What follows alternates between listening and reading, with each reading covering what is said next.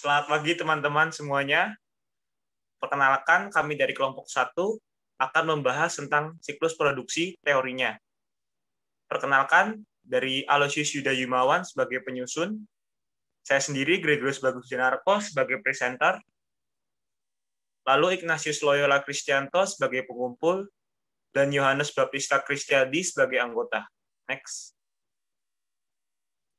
Oke, di sini ada definisi produksi, siklus produksi, yakni serangkaian aktivitas bisnis dan operasi pemrosesan informasi terkait yang terus-menerus berhubungan dengan pembuatan produk. Jadi dari definisi ini, kata kuncinya berulang-ulang, proses informasi yang terus. Next. Nah, dan di sini figur ini menunjukkan bagaimana siklus produksi dihubungkan dengan subsistem lainnya dalam sistem informasi sebuah perusahaan.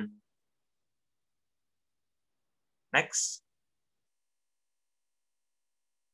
Jika yang figur ini menggambarkan 4 aktivitas dasar dalam siklus produksi, yakni ada desain produksi, perencanaan dan penjadwalan, operasi produksi, dan akuntansi biaya.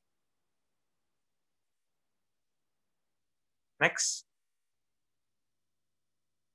Oke, di sini akan membahas tentang prosesnya.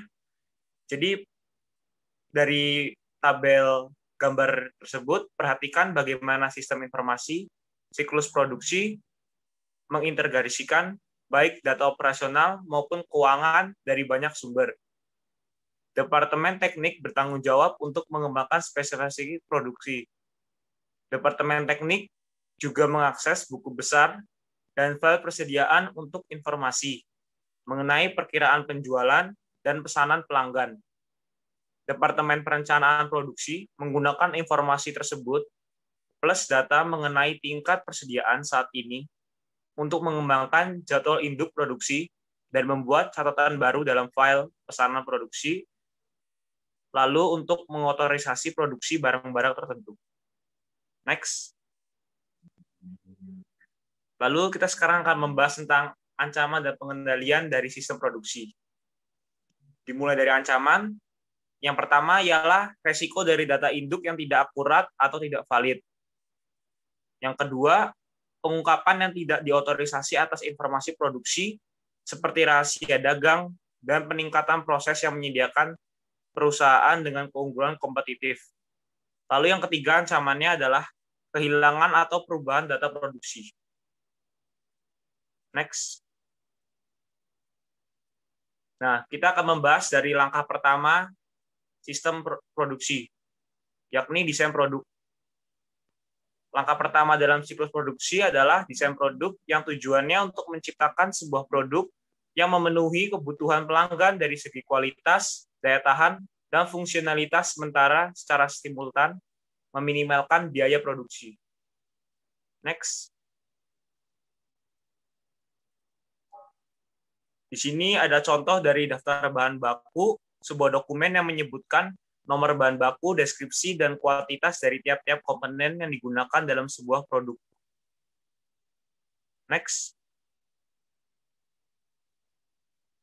Lalu di sini ada contoh daftar operasi yang menspesifikasikan urutan langkah-langkah untuk mengikuti dalam membuat produk, peralatan yang digunakan apa, dan seberapa lama setiap langkah yang diambil.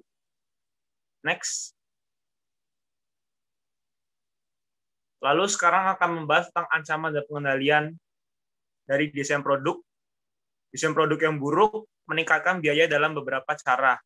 Untuk menanggulangi ancaman seperti ini, para angkutan harus berpartisipasi dalam aktivitas desain produk. Next. Oke, sekian terima kasih dari kelompok kami. Semoga apa yang kami share bagikan bermanfaat. Terima kasih.